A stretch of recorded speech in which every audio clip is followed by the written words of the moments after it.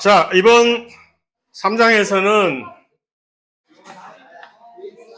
현화식물의 개화 조절을 주된 내용으로 이제 우리가 보게 될 텐데, 결국 이 생식 또는 번식으로 우리가 바라보게 되는 이 행위는 생존에 있어서 매우 가장 중요한 어떤 행위라고 모두에게 있어서 우리를 위해서 이것이 식물이 됐든 동물이 됐든 심지어 세균이 됐든 간에. 그런데 이제 우리가 관심을 이렇게 집중을 하게 되는 이 현화식물은 그 생식 행위 자체가 결국 요 꽃을 피우는 그것과 이제 동반이 돼서 수반이 돼서 되기 때문에 우리의 입장에서는 특히 그것이 지대한 관심사인 이유가 언급했듯이 꽃은 그냥 피우는 것이 아니라 열매를 같이 맺기 때문에 그 열매를 우리가 이용을 하는 중에 동물로서 매우 관심 깊게 바라보면서 배우고 그 다음에 그냥 배우는 것이 아니라 단순히 호기심에서 배우는 게 아니잖아요. 우리가 인간이 얼마나 사악한 동물인데 그걸 어떻게 하면 활용해 먹으려고 악용이지 일종의 그러려고 지금 하는 거지. 그래서 자, 뭐 유성생식이 다양성을 하기 위해서 한다는 얘기는 쓸데없는 얘기고, 자 일단 요것이 이제 이 식물에 있어서 세대 교번이라는 얘기를 이제 첫 시간에 언급을 하긴 했지만 동물에는 없는 현상입니다. 이게 요 세대 교번이라는 얘기는 보통 동물의 경우는 이배체와 반수체의 이 기간이 확연하게 구분이 돼서 우리가 우리 신체에서 다세포 생물로서의 동물로서 우리 신체에서 반수체 시기로 존재하는 기간이 거의 없잖아요. 생식세포 외에는. 정자 또는 난자 외에는. 우리 몸에서 반수체 찾아보라고.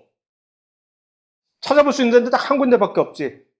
정소나 난소 가서 정자나 난자 세포를 봐야 그 세포가 반수체지. 반수체와 이배체의 차이는 뭔지 아시죠? 설마 모른다고 하지 마라. 반수체는 무엇이고 이배체는 무엇이냐? 우리는 이배체예요. 우리의 체세포는 이배체야. 왜 우리가 이배체입니까? 무슨 소리야? 우리가 이배체라는 얘기는?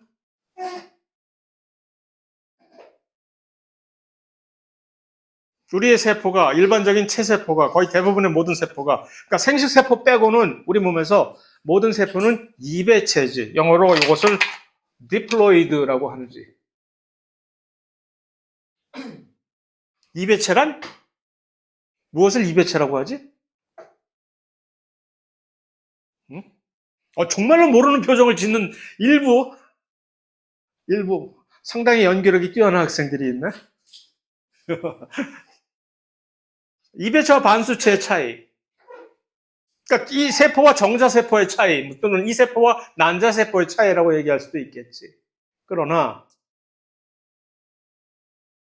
결국 정자 또는 난자 세포를 만들기 위한 과정이 뭡니까? 세포 분열의 감수 분열이라는 것을 통해서 우리는 그것을 만들잖아요. 감수 분열 이름이 괜찮아. 안 아파.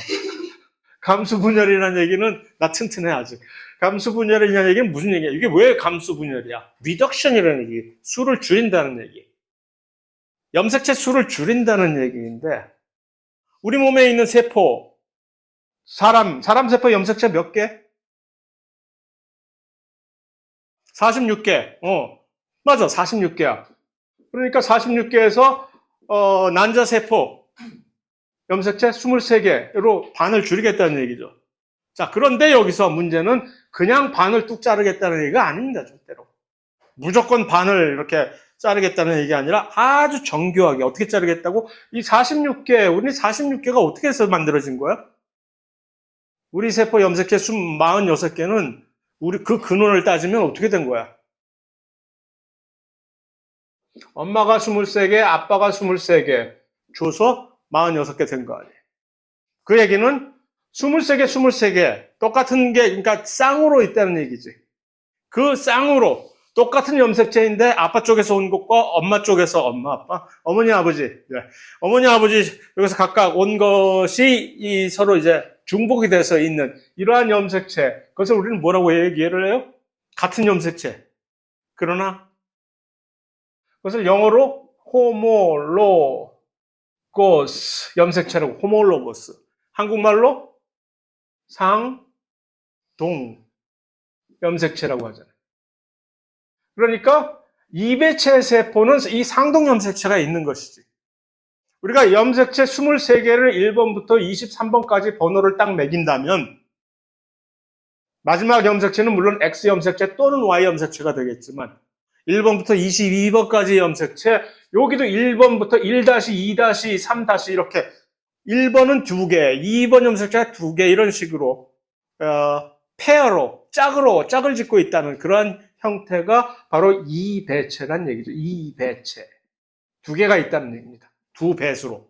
그래서 그것이 디플로이드.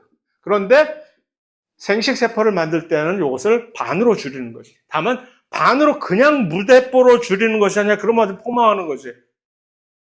1번부터 23번까지의 그 염색체의 소위 말하는 그 완전성, 인테그리티는 보존을 한 채로 반만 주는, 정말 어려운 일이겠지. 46명인데 무조건 반 잘라 그러면 그냥 너무 쉬워. 그냥 23개만 추려가지고 그냥 딱 잘라버리면 되는데, 그랬다가는, 나머지 여기 남아있는 염색체를 보니까 갑자기 2번 염색체가 2개가 있고, 4번 염색체는 완전히 없고, 그렇게 돼버리면 큰일이 나는 거니까, 그거를 방지하기 위해서 요 생식세포 만드는 요 감수분열에서는, 그래서 그제서야 평소에는 쳐다도 안 보던 이 상도 염색체끼리 짝을 짓게 만드는 게 정말 감수분열의 이 비법인 것이지. 숫자를 반으로 줄이는 게 중요한 것이 아니라, 물론 중요하죠. 그래야만 나중에 이 생식세포가 나중에 다시 재결합했을 때 숫자가 맞아떨어져. 안 그랬다간 얘네들이 46개 그냥 이렇게 넉넉히 있었다가 저쪽으로 가서 갑자기 4배가 돼버리지. 4배체. 식물들이 그런 짓 한다 그랬잖아. 넉넉히 있다가 갑자기 4배체가 돼서 딸기가 되고 수박이 되고 막 그렇게 되는 거예요. 그래서 이게 그것뿐만이 아니라 그러면서도 이 온전한 모든 염색체가 한 방에 딱딱 다 들어있게 하기 위해서 각각 세포 분열하기 전에 보통 일반적인 이런 체세포 분열할 때는 신경도 안 쓰지. 그런데 이번에 이 감수 분열할 때만큼은 니들 먼저 조건이 하나 있어. 상동 염색체끼리 짝지어. 먼저.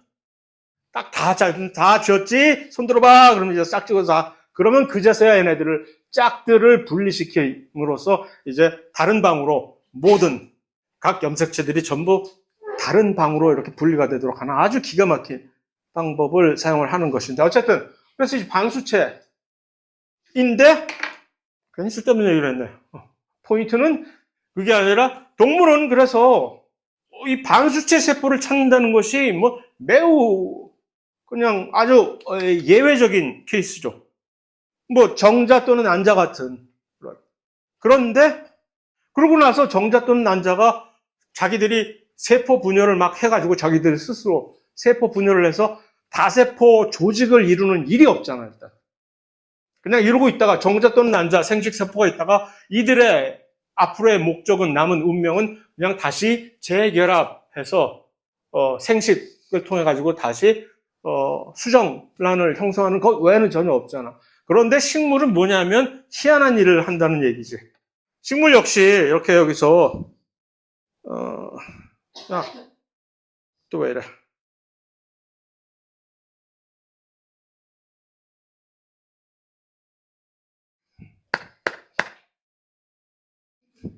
끝까지 뭐 한 번 제대로 해주는 일이 없어. 감수분열을 한단 말이야, 식물도. 그런데 동물과 다른 점은 감수분열을 한 다음에 희한한 일을 벌여. 얘네들이 이렇게 여기서 계속해서 세포 분열을 이뤄가지고서 다세포를 형성을 해. 지들이 반수체, 감히 반수체인 것들이 막 자기들이 집을 지어. 그러고 나서 나중에 가서 비로소 여기서 식물 버전의 정자와 난자, 그러니까 꽃가루와 암술에서 나오는 그 난세포를 그제서야 만들어내는 거지. 그러니까 그 바로 직전에 있는 이 멀쩡하게 우리 입장에서 보면 동물 입장에서 보면 쟤네들은 이배체겠지라고 하는데 설마 근데 반수체야 알고 보니까 이러한 거를 식물에서는 이것을 세대교번이라고 얘기를 한다고 했죠. 첫 시간에 얼핏 얘기를 했는데 뭐 그다지 신경을 안 썼겠지만 여러분들이 그래서 세대가 번갈아 가면서 서로 이렇게 얼터네이트 한다고 해서 세대 교번 이라고 식물에만 있는 거지. 그러니까 반수체 시기와 이배체 시기가 마치 양분이 된 것처럼 둘 다 동물의 경우는 반수체 시기는 아주 쪼그라져 있고 단일 세포의 경우로 아주 이 제한된 시기, 제한된 장소에서만 있다가 금세 사라져 버리는데 나머지 거의 대부분의 우리의 생활사가 평생을 이배체의 시기로 살아가게 되잖아요. 동물은. 근데 식물은 그게 아니야. 이배체와 반수체가 거의 남녀 평등이 거의 완전히 완성이 된 그런 개체라고 보시면 됩니다. 식물들은. 그래서 별건 아니고 이게 사실은 알고 보면 식물의 진화사를 따라가 보면은 옛날에 이제 진화적으로 조금 약간 연식이 되신 분들은 오랜 이분들은 저기 심지어 오히려 좀 반수체 시기가 훨씬 더 오래 점유를 하고 있다가 점점 이렇게 현화 식물 쪽으로 진화가 조금 일종의 진보된 쪽으로 와서 이걸 따라잡아서 이제 거의 밖에서 대부분이 이제 이배체 시기로 하는 그러니까 일종의 트렌드라는 건 결국 이배체 쪽으로 가고 있는 건 확실한데 식물에서는 특히 이게 이제 양분이 돼 있다는 그런 얘기입니다. 자, 두 번째. 뭐 이걸 일일이 다 하나하나를 전부 우리가 살펴볼 필요는 없어요. 이 중에 중요한 것만 몇 가지만 찝어가지고서 보는 것인데 꽃의 꽃 부분을 명칭을 보는 것은 자 이제 꽃을 위에서 바라본다고 치고 드론이 꽃을 바라본다는 입장에서 한번 봅시다. 그러면 맨 꽃의 정중을 보통의 이제 꽃들은 이런 식으로 이제 구조가 배열이 되어 있다는 얘기입니다. 그래서 중앙부에 있는 이 부분이 우리가 흔히 알고 있는 암술 부위에 해당하는 거죠. 그런데 암술이라고 얘기하면 조금 약간 이제 조금 약간 모르는 소리이고 보통 요즘은 이것을 심피라고 그게 그거긴 한데 심피 카펠이라고 해서 심피라고 얘기를 하면 조금 더 있어 보이는 암술이라고 해도 뭐 그렇게 완전히 틀린 얘기는 아니지만 그 다음에 요 수술은 바깥쪽을 이렇게 심피 부위를 주로 일반적으로 둘러싸고 있는 그러니까 수술과 이 심피가 어떤 근본적인 차이가 있는지는 여러분들 잘 아시겠죠? 수술은 남성, 심피는 여성에 해당하는 것이고 요 두 부위가 이제 서로 이제 나중에 난세포, 정세포를 만들어 가지고 서로 수정을 이루는 것인데 만약 이 둘이서 만약에 서로 수정을 이루게 된다면 이것은 자기 셀핑이 되는 거죠. 셀프 퍼릴라이제이션이 되는 것이고 자가생식이 되는 것인데 웬만하면 이제 식물에 있어서도 그러한 일은 좀 피하고자 하지. 동물만 근친상간 막 피하고자 하는 것이 아니라 식물도 그러면 여러 가지 폐해가 있기 때문에 웬만하면 둘 다 가지고 있는 것은 여러모로 식물은 움직이지는 못하니까 일단 둘 다 가지고 있어 보는 거예요. 한쪽만 있는 식물도 있긴 하지. 뭐 은행나무 같은 거는 한쪽만 가지고 있잖아요.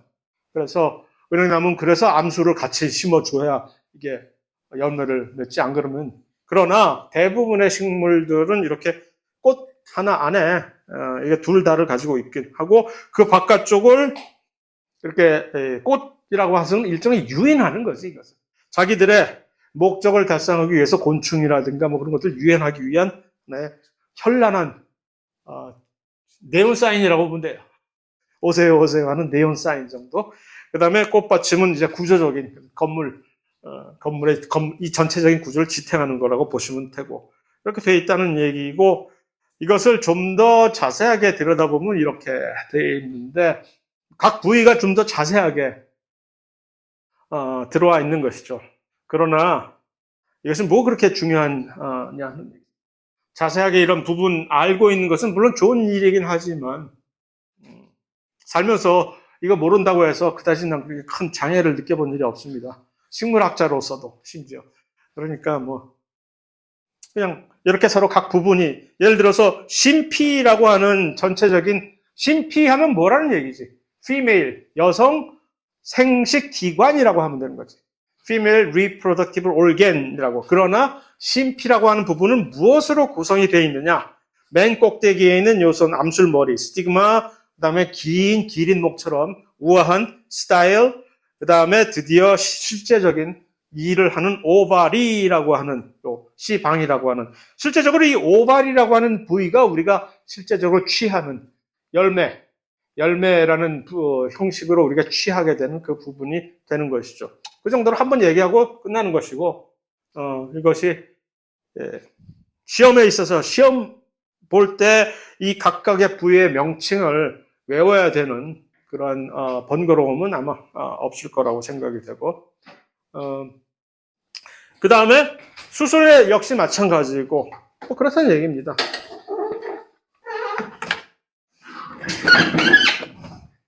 이건 내가 또 좀 사고 칠려나? 얘는 또 왜 절름발이야?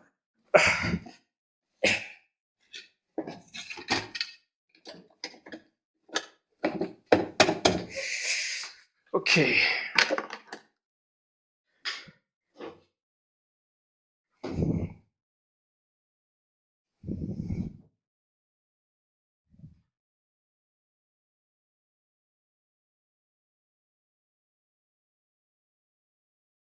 이제 실제로 꽃가루가 만들어진 과정과 나중에 암술에서 심피에서 난세포가 만들어진 과정을 나중에 좀 더 자세하게 보긴 하겠으나 일단 먼저 전체적인 좀 더 멀리서 접근해서 꽃 자체를 볼 때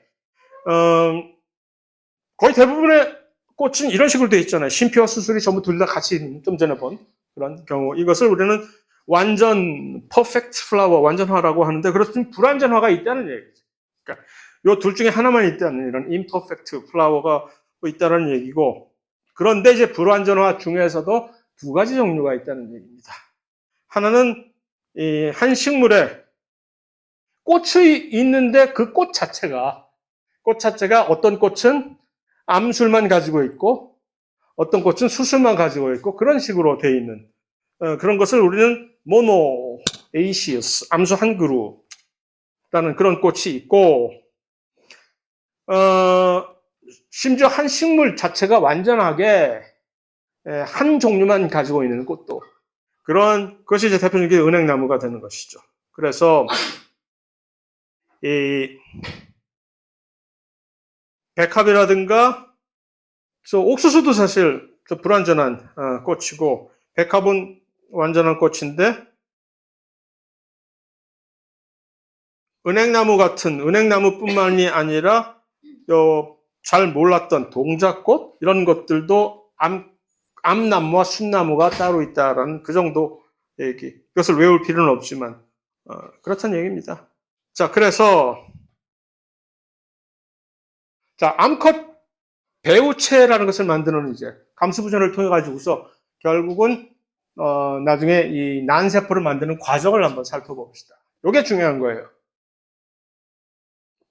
그다지 유쾌하지는 않지만 이런 것을 가지고 조금 약간 짜증나게 약간 살짝 복잡한 듯 보이는 것을 시험 문제 내기가 편하니까 그래서 이 암컷 배우체를 만드는 과정을 한번 따라가 보자는 얘기예요. 왜냐하면 일반적으로 우리가 상식적으로 동물의 경우, 우리 사람의 경우와 약간 어긋나는 경우이기 때문에 한번 주목을 할 필요가 있다는 얘기예요. 자, 감수분열을 하면은 반수체가 생기죠. 반수체 세포를 우리는 포자라고 하는데 암술, 이제 심피에서 이루는 것이기 때문에 보통 동물의 난자와 마찬가지로 이 식물의 난자세포도 이 정자세포에 비해서 크단 말이에요. 왜 그들은 클까? 그 안에 있는 세포질에 있는 여러 가지 영양분을 활용을 하는 것이 유리하기 때문에 그래서 이것을 이제 대포자라고 그래서 대포자가 있는데 이제 이 네 개가 감수 분열을 했으니까 네 개의 세포가 발생을 할 거 아니에요. 잘 안 와닿아요? 감수 분열을 하면 네 개의 세포가 생기잖아. 세포 분열을 하면 두 개가 생기지. 일반적인 유사 분열에 의한 세포 분열은 세포 하나가 그냥 두 개로 갈라지니까 두 개인데 감수 분열은 어떻게 돼? 두 번 분열하는 연속적으로. 그래서 결국 네 개의 세포가 발생을 하는데 그럼 이 네 개의 세포가 전부 다 똑같이 지금 좀 전에 봤던 그 반수체란 말이야. 해플로이드. 그런데 그 중에 하나만 살려두고 나머지는 도태시켜버리는 거지. 이건 동물에서도 비슷하잖아. 동물에서도 이 난자세포가 하나만 난자세포가 되고 나머지 세 개는 극체라고 해가지고서 전부 쪼그라들어 버리게 되죠. 한쪽으로 완전히 몰빵을 해주는 거지. 네 개가 똑같이 같은 사이즈를 가지고 했다가는 생존에 불리하니까 네 개를 만들긴 했으나 그 중에 한 될 사람만 밀어주자 해가지고서 나머지 셋은 희생을 하게 되는 그거는 뭐 동물이나 식물이나 똑같이 가지고 있는. 그래서 그런데 문제는 여기서 식물은 좀 희한하게 일을 하는 거지. 자, 하나가 남았어. 나머지 셋은 갔어. 나 혼자 드디어 생존했다. 기분 좋지. 근데 여기서 이제 세포 분열을 또 해. 세 번씩이나. 그러니까 이 반수체 세포가 세포 분열을 또 하는 거야. 그러면 세포 분열을 세 번을 하니까 몇 개의 세포가 나와?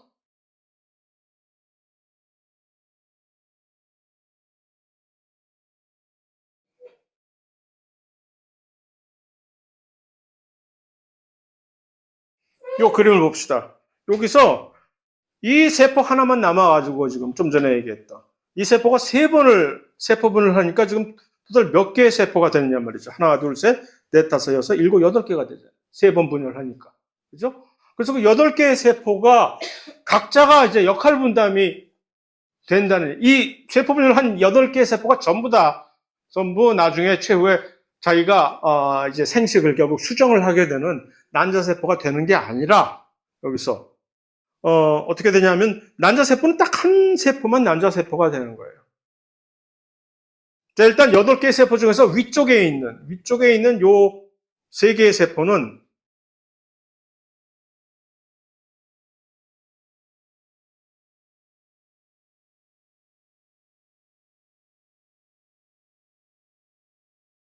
저 위쪽에 있는 세포는 엔티파럴, 세계 반족 세포라고 해가지고서 그림으로 보는 게 좀 쉽겠다, 더. 그래서 저 위쪽에 나름대로 도와주는 도우미 역할을 하긴 하지만 궁극적으로 이들은 결국 나중에 다 사라져 버릴 그런 세포들입니다. 자, 밑에 쪽에 있는 또 3개의 세포 중에서 하나만이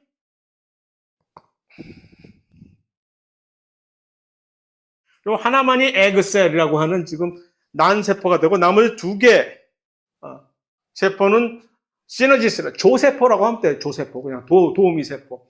이들은 뭐 여러 가지로 뭐 영양을 제공해 준다든가 뭐 하는 또 도우미 역할을 하는데 훨씬 더 중요한 것은 우리가 집중해야 될 것은 중앙에 있는 2개의 세포의 운명입니다. 이 2개의 세포는 하나의 전체적인 세포 안에 2개가 융합이 되어 가지고서 핵을 2개를 가진 하나의 세포가 되는 겁니다.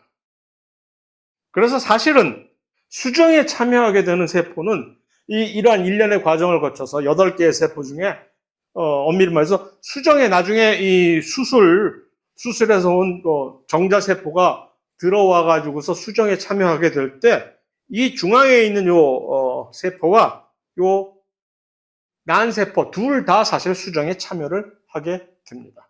식물에서는. 그러니까 혼자만 되는 것이 아니라 이것을 우리는 중복 수정이라고 하죠.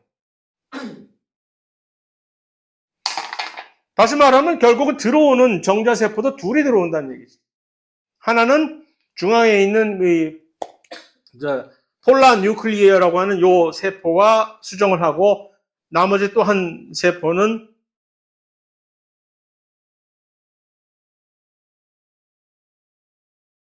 난세포와 수정을 하게 되는 것이고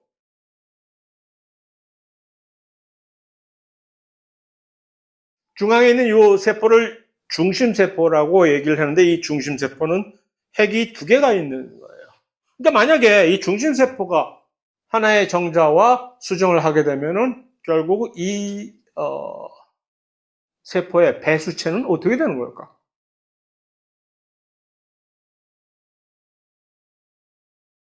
이배체? 아니잖아. 반수체 아니지. 삼배체 세포가 되는 거야.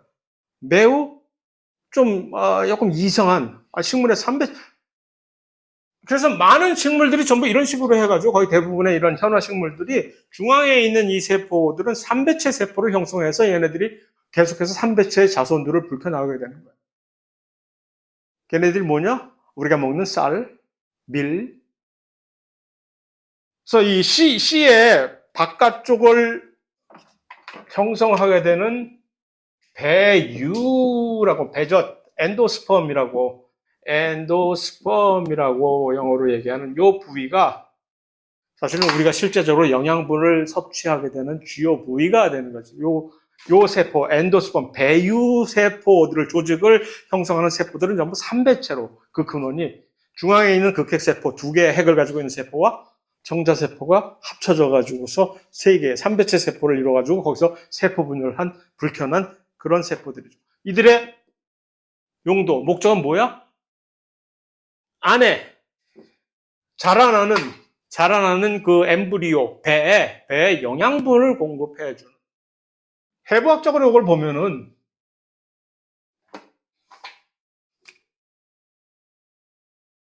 여기 우리가 쌀이라고 칩시다. 쌀을 크게 확대해가지고서 쌀 알갱이가 이렇게 크다면 얼마나 좋을까? 하나만 먹고 배가 부를 텐데 이게 쌀 눈이라고 있잖아요. 요만한 여기 이렇게 약간 좀 여기가 바로 요 배세포 엠브리오라는 얘기죠. 요 부위가 바로 하나의 난세포와 정자세포가 수정을 해가지고서 나중에 요 부위에서 새로운 싹이 나고 새로운 식물체가 여기서 생겨나는 부위가 되는 거고 나머지 전체적인 이 부위는 뭐냐? 바로 요 배유세포라고 하는 삼배체 세포예요. 우리가 실제적으로 쌀을 먹는 이유는 얘네들. 이걸 먹겠다고 지금 하는 거지. 이건 사실 먹어봤자 쌀 도정하는 과정에서 이건 막 다 띄어버리잖아. 없어버리잖아. 그래서 식물의 중복 수정이라는 것은 이러한 것을 만들어내는 좀 희한한 과정이 되는 거죠. 왜 이렇게 이것이 생겨났느냐? 일단 식물은 처음에 감수 분열을 해가지고 만들어낸 그 난세포가 3번을 연속적으로 세포 분열을 해가지고 8개의 세포를 만들어낸 다음에 8개 중에서 거의 나머지 대부분의 세포들은 그냥 결국은 초계같이 목숨을 제공을 해가지고 산화해 버리지. 별 큰 도움이 안 되고 도움이 되지. 하지만 그들의 존재감 별로 없이. 그러나 그 중에서도 특히 중앙에 있는 2개의 세포가 2개의 세포 이것도 좀 희한한 일이잖아요. 세포가 보통 핵 하나만 가지고 있는데 핵을 2개를 가지고 있는 요 세포가 기다리고 있다가 수정을 해버리는 거지.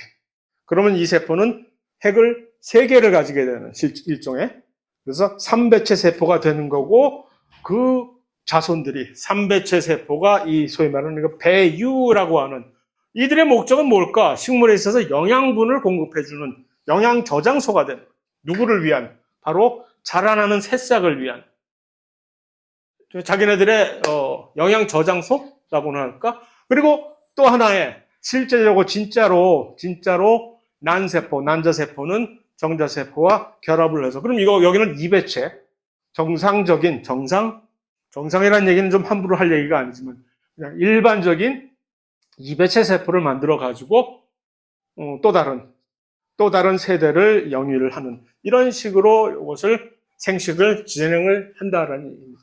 최소한 이 현화식물에 있어서는 자, 그게 그러니까 그러한 관점에서 좀 전에 얘기했던 바로 이 과정이 중복 수정이라는 얘기이고 그것이 조금 약간 복잡하기도 하거니와 좀 신기하니까 우리가 한번 새겨둘 만한 가치가 있기 때문에 이렇게 보는 것이고. 그래서 요 그림을 여러분들이 가지고 있는 요 그림을 다시 한번 방문을 해서 이것을 정리하시면 이것이 어떤 일이 벌어진지를 알 수가 있습니다. 자, 이제 수술해서 정자세포를 만드는 과정 역시 조금 희한합니다. 꽃가루를 만드는데 꽃가루의 정체가 무엇이냐? 보통 우리가 꽃가루 하면 꽃가루 자체가 그냥 정자세포 아니야? 라고 생각을 할 수도 있으나 엄밀한 의미에서 꽃가루와 정자세포는 조금 다르다라는 거죠. 꽃가루의 정체는 자, 감수분열을 하면 이제 이 수술 쪽에서는 마치 감수분열을 통해서 4개의 정자세포를 만들어내는 것과 흡사하게 4개의 반수체 세포가 그대로 전부 다 각자 도생해서 다 살아남습니다. 그런데 여기서 식물의 경우는 조금 특이한 점이 각각이 전부 한 번 더 체세포 분열을 해. 그러니까 4개의 세포가 체세포 분열을 각자가 하니까 8개의 세포로 될 거 아니에요, 4개가. 그런데 그 8개의 세포가 각자 따로 떨어지는 것이 아니라 두 번째 체세포 분열을 한 요 세포들은 자기들끼리 뭉쳐가지고서 이 꽃가루 자체가 그러니까 하나의 꽃가루 자체가 2개의 세포로 만들어진 것이 꽃가루라는 얘기죠.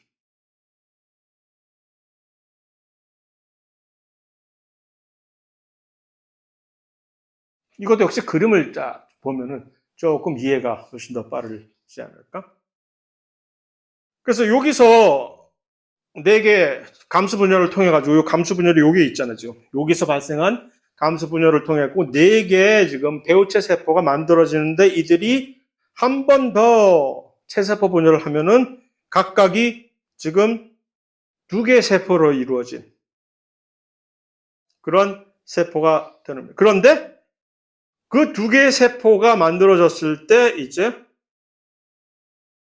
요 생식 세포가 말이에요. 한 번 더 체세포 분열을 해가지고 정자를 2개를 만들어내는 거예요. 2개의 정자세포가. 꽃가루 안에는 그러니까 이런 식으로 해서 일단 요 꽃가루 안에 생식세포라고 하는 요 하나의 세포는 한 번 더 분열을 해가지고서 정자를 2개를 만들어내는 거지. 그리고 나머지 반쪽에 있는 요 세포는 이 정자세포가 침투를 하는 침투로를 제공해 주는 거예요. 그것을 우리는 폴른 튜브, 꽃가루 관이라고 합니다. 그러니까 이 세포는 계속해서 체세포 분열을 계속 하는 거야. 들어가가지고서 꽃가루가 이제 닿았어요. 잘 생각해보세요. 이게 무슨 일이 벌어지고 있는 거지. 꽃가루 안에는 지금 2개의 세포가 있는 거예요. 그 2개의 세포 중에 둘 중에 하나만 실제로 수정에 참여할 거예요. 근데 그 수정에 참여할 그 한쪽 세포, 생식세포라고 얘기하는 그 세포가 한 번 더 분열을 해. 그럼 이제 정자세포가 2개가 됐지. 나머지 또 하나의 세포는 생식에 전혀 관심이 없어. 생식을 지원해주는 세포야. 그래갖고 얘네들은 체세포 분열을 계속 해가지고서 뭐 이상한 걸 만들어내는 거야. 그러니까 꽃가루가 이제 암술이 이렇게 머리가 있는데 꽃가루가 딱 앉으면 그때부터 그 일이 벌어지는 거죠. 그래서 갑자기 뭔가를 땅굴을 파기 시작한 거예요. 이놈들이. 그래서 꽃가루 관이라고 하는 이상한 터널을 얘네들이 세포 분열을 통해서 막 내려가면서 그러면 그 2개가 되었던 그 정자세포가 그 터널을 통해 가지고서 침투를 하게 되는 거죠. 그런 희한한 일을 벌여가지고서 결국은 저 밑에 있는 오발이라고 하는 이 심피의 중심부로 정자세포 2개가 그래서 침투를 해가지고서 소위 말하면 그 중복 수정이라고 하는 그 일을 벌이게 된다는 얘기죠. 둘 중에 하나는 제대로 된 난자세포와 수정을 해서 이제 생명체를 탄생시키고 또 하나는 뭣도 모르고 뭐 완전히 복불복이지. 뭣 모르고 중앙부에 들어가서 중심세포와 결합을 해가지고 엔도스펌으로 해서 이제 먹잇감이 돼버리는 그런 슬픈 운명. 슬픈지 기쁜지는 내가 잘 모르겠으나 그렇게 운명이 엇갈리게 된다는 얘기입니다. 자, 좀 복잡하긴 하죠, 그죠? 복잡하긴 하지만 어쨌든 뭔가 여러 가지 과정을 통해 가지고서 전체적인 줄기는 수정을 직접적으로 하는 이 생식세포와 그들을 도와주게 되는, 그것을 도와주는 여러 가지 구조를 제공해주는 여러 가지 일들이 세포 분열을 계속해서 진행을 함으로써 이렇게 수행이 되는구나 하는 것을 일단 받아들이고, 디테일은 요 그림을 보면서 다시 한번 복기를 하시면 될 것 같아요. 오케이? 자, 그래서 결국 그 정자와 난자가 꽃가루와 신피의 머리가 만나게 되는, 결합을 하게 되는 이 수분 자체는 그냥 바람을 통해서 날려버리는 그런 그냥 비교적 성의 없고 경제적이고 그렇긴 하지만 싸니까 좋은 거지. 일단 싸면 좋은 거니까. 그러나 비효율적이 되는 그런 이 바람 등을 이용한 이 수분이 있는가 하면 폴리네이션, 조금 더 진화가 된 이런 실제적으로 생물학적인 매개자를 통해 가지고 새 또는 곤충들이 직접적으로 이것을 전달해주는, 이 과정은 훨씬 더 비싸지만, 왜 비싸겠어요? 새나 곤충을 유인하기 위한 뭔가를 당근을 준비해둬야 될 거 아니야. 애들이 그냥 공짜로 와주진 않을 거 아니야. 그러니까 꿀을 차장에 넣는다든가 하는 식으로. 다만 이점은 뭘까? 이런 식으로 생물학적인 수분을 통해 갖고 식물이 얻게 되는 매우 큰 비싼 비용을 사실 지불하는 거잖아요. 근데 그럼에도 불구하고 이들이 진화적으로 성공을 하게 되는 어떤 큰 이익이 있는 거죠, 이게? 이것과 바람을 그냥 통해 갖고 에이 전부 날려버려 하고 바람을 통해 갖고 꽃가루를 뿌리는 것에 비해서 무슨 이득이 있다는 얘기예요.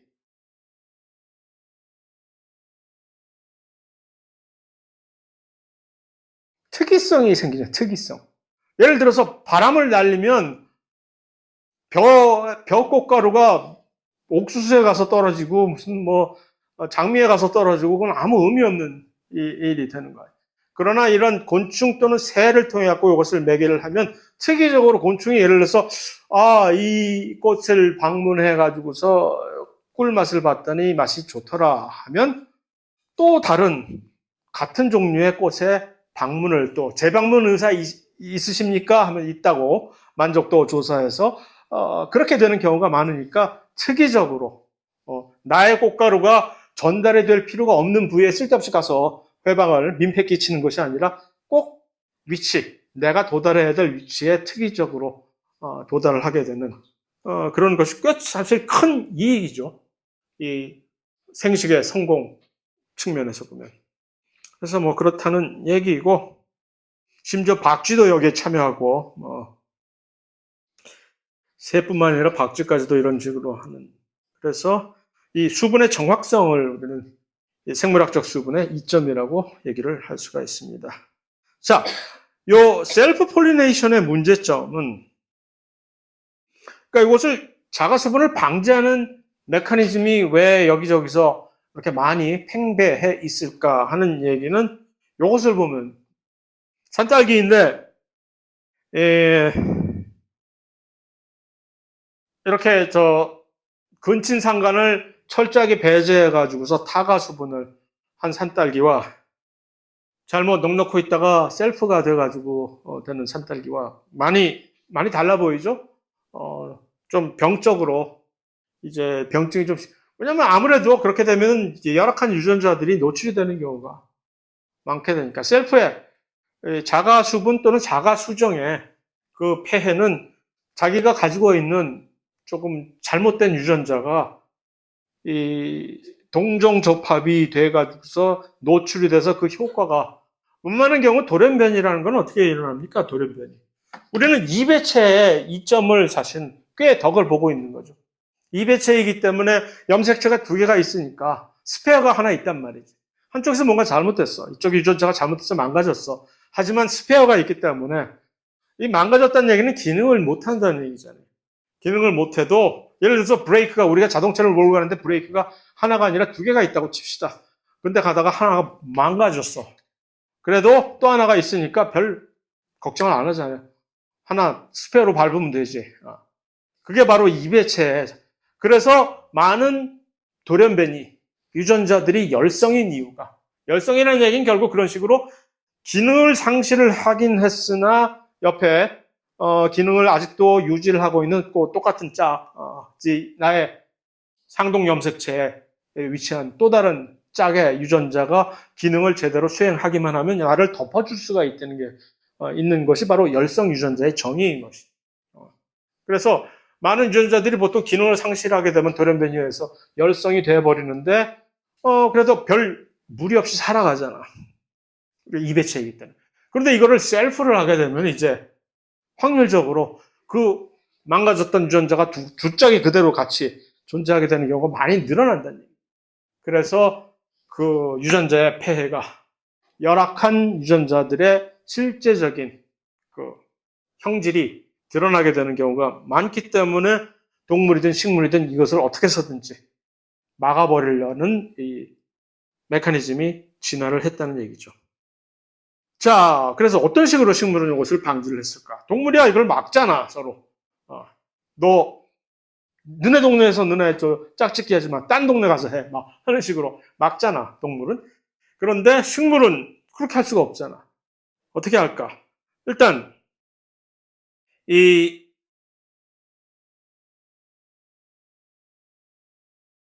같은 꽃 안에 예를 들어서 꽃이 이제 완전화가 있다고 칩시다. 완전화가 있다고 치면 한 꽃 안에 암수가 수술이 둘 다 있단 말이야. 이건 뭐 어떡하라는 얘기야, 지금. 그럼에도 불구하고 많은 경우에 이것을 수술이 제대로 발달하는 시기와 암술이 발달을 하는 시기를 시기적으로 조절을 해가지고서 둘이 서로 여기서 이 안에서 어떤 수정이 일어나는 것을 웬만하면 막아버리는 경우가 많습니다. 물론 그렇지 않은 경우도 많아요. 쌀 같은 거 우리가 벼농사 지을 때 쌀 같은 거 만약에 그랬다면은 매번 할 때마다 여기저기서 꽃가루 들고 막 이렇게 붓을 심어줘야 되게 큰일이지, 이거. 쌀은 가만히 내버려두면 자기들끼리 자가수분을 해가지고서 다만 이것은 우리가 농사를 재배를 해서 오랫동안 지금 이제 노하우를 시행착오를 겪어온 것이기 때문에 이제 그럼에도 불구하고 그런 자가수분을 해도 별 큰 폐해가 없는 품종을 이미 우리가 이제 선발을 했다고 보면 되는 거죠. 이게 야생의 경우에서는 상당히 큰 이제 자기들의 분리로 작용을 하겠죠. 자, 그것이 이제 완전하는 경우고, 암수 한 그루종에서는 비슷한 예로 암꽃과 수꽃이 같이 있어. 한 나무에 한 식물체에 있음에도 불구하고 이 둘을 물리적으로 완전히 따로 띄워놓는다든가 또는 발달 시기를 다르게 해서 자가수정을 방지하는 그런 경우도 있고, 이거보다 훨씬 더 확실하게 이것을 막아버리는 것은 이제 생화학적으로 이런 기전을 만들어내는 겁니다. 이것을 우리는 자가 불화합성이라고 해요. self incompatibility라고 해서 이거 사실 꽤 아직도 많은 식물학자들이 관심 대상으로 막 연구를 집중을 하고 있는, 이게 도대체 어떻게 해서 이렇게 이걸 잘 수행을 하고 있는 것인가 해서 일단 자기가 나하고 같은 종류의 유전적으로 같은 종류의 무엇이다라는 것을 인지를 하게 되는 순간 얘네들의 진입을 막아버리는 기전이 있습니다. 영리하죠? 이렇게 되는 거죠. 이 그림으로 보면 예를 들어서 요 밑에 동네 유전자형이 지금 S1하고 S2가 있다고 칩시다. 유전자형으로 지금 2배체니까 이게 일종의 좀 2형 접합으로 S1, S2에 이런 형이 있다고 쳐요. 근데 이 꽃가루 쪽으로 이제 암술 머리에 꽃가루가 딱 왔는데 결합을 하고 보니까 둘 다가 S1, S2 똑같은 이 밑에 동네에 있는 암술 심피에 있는 난세포들과 동일한 유전자형이야. 이러면 어떻게 할까? 여기까지 가다가 여기서 끝나버려. 꽃가루가 가다가 못 가는 거지, 이제. 그래서 여기서 이미 다 알고, 그럴 줄 알고 하면서 미리 다 차단을 해버리는 거지. 네가 어딜 감히 들어와. 그러면 이제 더 이상 절대 수정이 안 되지. 자, 이런데 이제 예를 든데 옆 동네에서 갑자기 S3라고 하는 얘가 왔어. 얘는, 하고 들어왔어, 얘는. 딱 알고 얘는 길을 열어주는 거지. 그러면 얘는 이제 수정이 되는 거고. 그러지 않고 완전히 다른 3, 4가 왔을 때는 둘 다 아무 무리 없이. 해서 이런 식으로 이런 식으로 생화학적으로 이미 이렇게 자기하고 똑같은 것은 이 꽃가루관 자체가 계속해서 개발이 돼서 발달이 되는 발달이 돼서 오는 것을 차단을 함으로써 수정을 이런 식으로 물리화학적으로 이 차단을 해버리는 그런 메커니즘이 이제 일종의 self incompatibility 라고 얘기를 하는데, 물론 그냥 개괄적으로 밖에서 보기에는 쉬워 보이지만 이게 실제적으로 어떠한 디테일에 의해서 이것이 수행이 되는지를 안다는 것은 매우 복잡하고 사실 또 훨씬 더 신기한 일이겠죠. 자, 중복 수정은 이미 얘기를 했고,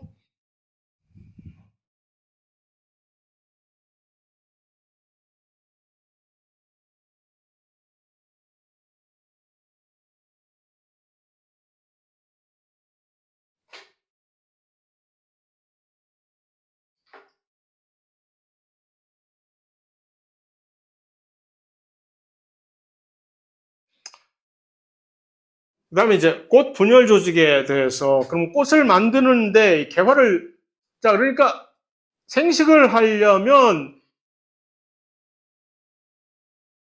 생식이 준비되려면 일단 꽃을 피워야 되는 거거든.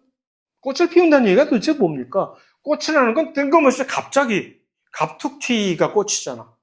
줄기가 있었어. 퍼른 줄기야. 식물이 자라다 보면 퍼른 줄기에다 갑자기 어느 날 갑자기 보니까 여기서 뭔가 무슨 몽우리 가시더니 갑자기 여기서 희한한 뭔가가 새로 만들어지네. 그게 바로 꽃이잖아. 그러니까 이게 어떻게 변하느냐 하는 얘기. 뭐 동물처럼 미리 예정된 이 부분은 무엇을 만들 것이다라고 딱 정해져 있어가지고서 그 계획대로 프로그램이 되는 것이 아니라 어느 날 갑자기 어느 부위에서 갑자기 무언가가 만들어지는 거예요. 그래 보니까 꽃이네.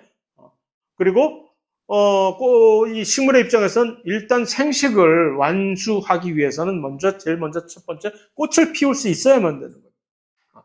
그런데 그 꽃을 어떻게 피우느냐가 문제지.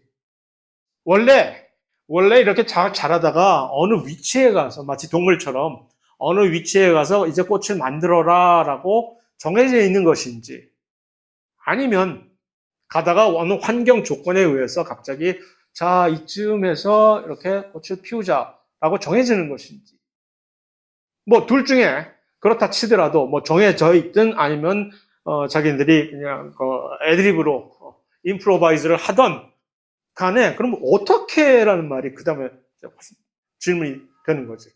어떻게, 누가 이것을 결정하려고 어떻게 이것이 수행되느냐라는 것이 이제 관심사가 되는 거죠. 왜냐하면 왜 우리가 꽃에 관심을 가져? 이유가 다 있잖아.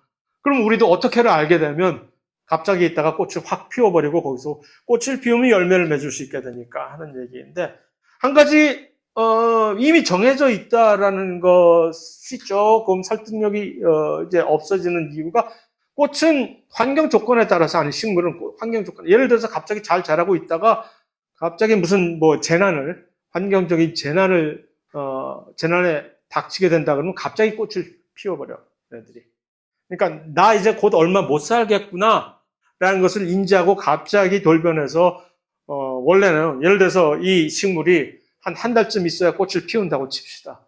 근데 자라다가 한 2주 됐는데 여기서 갑자기 가뭄이 든다든가 무슨 뭐 냉해가 온다든가 하는 그런 재앙을 맞이했다고 쳐, 환경들. 갑자기 얘가 꽃을 피워버리는 거지. 그 꽃이 얼마나 옳겠냐마는 그런 환경 조건에서. 그럼에도 불구하고 일단 나름대로 최선을, 그게 뭐예요? 나는 곧 죽겠구나 하니까 일단 내 다음 세대를 만들고 죽자라는 얘기가 되는 거고. 그러니까 결국 그거는 어떻게 해서 그것이 변화가 되고 하는 것이 궁금해지는 거죠. 그게 바로 이제 이러한 소위 말해서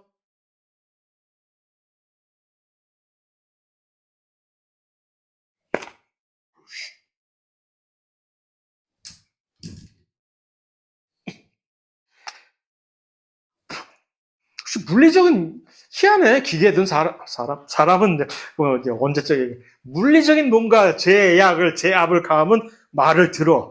그다음에 신호 전달과 이제 호르몬이 서로 합작을 해가지고서 그래서 이것을 이제 생식을 발달을 조절한다는 큰 줄기에서 바라보면 될 것 같고 이제 이게 참 복잡한 얘기입니다, 사실.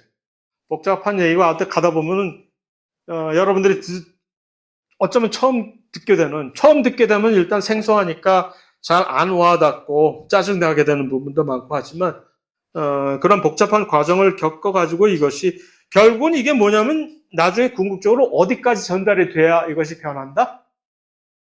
유전자예요, 유전자. 이런 식으로 어디를 목표로 향해서 얘네들이 가고 있는 거냐. 뭐 호르몬이 뭐 어쩌고, 호르몬과 무슨, 호르몬이 이렇게 어떤 신호를, 어떤 과정을 순차적으로 효과를 전달을 해가지고서 목적지에 도달하게 되는 그 현상을 전체적으로 우리는 이것을 신호 전달이라고 얘기를 해요. 시그널 트랜스덕션이라고. 식물에만 있는 얘기가 아니라 동물에도. 예를 들어서 암의 신호 전달. 그런 거 많이들 공부를 하죠. 어떤 식으로 이 효과가 전달이 돼서 이 세포가 암세포로 돌변을 하느냐, 뭐 하는 것들 관심을 가지고 보게 되죠. 하는 식으로. 그런데 결국은 목표가 뭐냐 하면 어떤 특정한 이것에 개입이 되어 있는 어떠한 특정한 유전자가 활성화가 되고 또 어떤 또 다른 이 개입이 되는 유전자가 억제가 되고 하는 그런 것들을 이제 조절을 해서 이것이 이루어진다라는 이렇게 얘기를 마구 해봤자 안 와닿을 거야. 뭐 유전자 활성이 어쩌고 저쩌고 하지만 그것이 사실인데 어떻게? 사실이 그렇습니다. 자, 그래서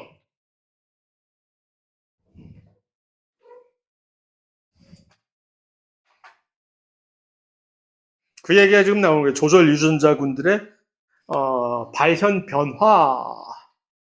그러니까 어떤 유전자는 활성화가 돼서 그 유전자에 해당하는 RNA들이 많이 만들어지면 그 결과로 거기에 해당되는 단백질들이 만들어져요. 그 단백질들이 어쩌다 보면 어떤 효소 역할을 하는 단백질일 경우도 있고, 뭐 어떤 특별한 구조적인 단백질일 수도 있고, 또 같은 경우에 그와 동시에 또 다른 어떤 유전자들은 그 발현이 억제가 돼가지고서 거기에 개입하는 어떤 효소가 그에 해당하는 효소가 더 이상 안 만들어진다든가 하는 그런 식의 조절을 통해서 이것들이 일어나는 것으로서 결국은 이 꽃을 만드는 것조차도 꽃은 어디서 만들어지느냐? 마치 분열 조직이 메리스템이 생장을 이루는 어떤 식물체에 줄기가 막 생장을 되는 이유가 바로 어떤 특정 부위에서 그 부위가 줄기세포처럼 계속적으로 세포 분열을 통해 가지고 이렇게 길이 또는 부피, 두께로 생장을 하는 것처럼 꽃 부위도 갑자기 환골 탈퇴를 한 어떤 특별한 종류의 세포가 꽃 분열 조직이라는 것을 형성해냄으로써 시작이 된다는 얘기입니다.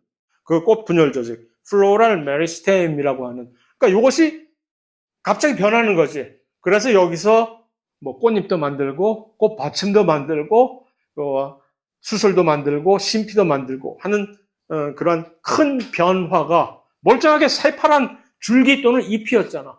근데 그 부위가 갑자기 이렇게 꽃을 만드는 조직으로 변하게 된다는 얘기입니다. 그것을 수행하는 이러한 특별한 이 줄기세포 같은 조직을 우리는 꽃 분열 조직이라고 얘기를 하는 거죠. 그래서 그 꽃 분열 조직은 원래부터 정해져 있는 것이 아니라 요 정단 분열 조직, 그 메리스템이 전환이 되는 거예요. 그래서 갑자기 변해가지고 변심을 해서 생식기관을 만들어내는 지역으로 변화하게 되는 겁니다. 꽃 분열 조직 또는 어떤 식물들은 꽃을 하나만 만드는 게 아니라 그냥 뭉태기로 거기를 만들잖아. 그것을 우리는 인플로레센스라고, 어떤 꽃들은 보면 여기에 엄청나게 많은 꽃이 한 봉우리에 맺혀 있게 되는 그런 식물도 있거든요. 그런 것들은 꽃 차례라고 하고, 둘 다 똑같은 얘기죠. 자, 그래서 갑자기 멀쩡하게 있던 그 지역이 뭐 때문에 그 지역이 꽃 분열 조직을 만들어내는 그런 꽃 분열 조직으로 변하게 되느냐? 누가 그것을 그렇게 만드느냐? 그것이 바로 이 유전자, 꽃 분열 조직의 결정 유전자라는 얘기. 가장 상층부에 있는 회장님쯤 되는 거죠. 어떤 회사의 조직도에서 가장 높은 우두머리. 그래서 일단 내가 결정을 내리면 그다음 밑에 중역진들이 일단 그 명령을 받아서 밑에 아래 직원들한테 임무를 수행시키는 그런 과정을 해서, 다시 말해서 이 꽃 분열 조직 결정 유전자라고 하는 요 메리스템 아이덴티티 진이라고 하는 요 유전자가 바로 최상의 유전자로서 이들이 갑자기 활성화가 되기 시작하면 이제부터 그 변화가 일어나는 거죠. 그런데 그 중에 가장 유명한 두 개의 그러한 꽃 분열 조직 결정 유전자가 있는데 그 이름이 리피와 에이피탈라1 두 개가 아주 유명한 그 꽃 분열 조직 결정 유전자입니다. 오늘은 여기까지만 할 건데 일단 이름이 이 두 개가 그러니까 그렇게 지금 제가 뭐라고 비유를 했어요? 회장님의 비유했잖아. 이들이 마음을 먹으면 꽃이 돼버리는 거야. 이 지역이. 이들이 어떻게 마음을 먹어? 이들이 활성화가 돼버리는 거야. 그런데 얘네들 이름이 왜 하필이면 누군가가 이름을 지었겠지만 하나는 리피야 이름이 유전자의 이름이 리피 또 하나는 에이피탈라야 리프. 자, 왜 그랬을까? 이들의 유전자 이들의 존재한다는 것을 어떻게 발견을 했을까? 처음에 이런 유전자가 있다는 거 어떻게 발견했을까? 그냥 갑자기 자다가 신의 계시를 받아가지고서 어디를 파보라 이런 유전자가 있을 것이다. 그러면 이 유전자가 바로 이 꽃 분열 조직을 만드는 결정적인 유전자이니라 했을까? 우연히 발견을 했겠죠. 무엇에 의해서? 돌연변이에 의해서 발견. 이 유전자가 기능을 못하는 망가져버린 그런 꽃이 발견이 된 거, 아니 그 식물이 발견된 거죠. 그럼 그런 식물은 꽃을 죽어도 안 피울 거 아니야.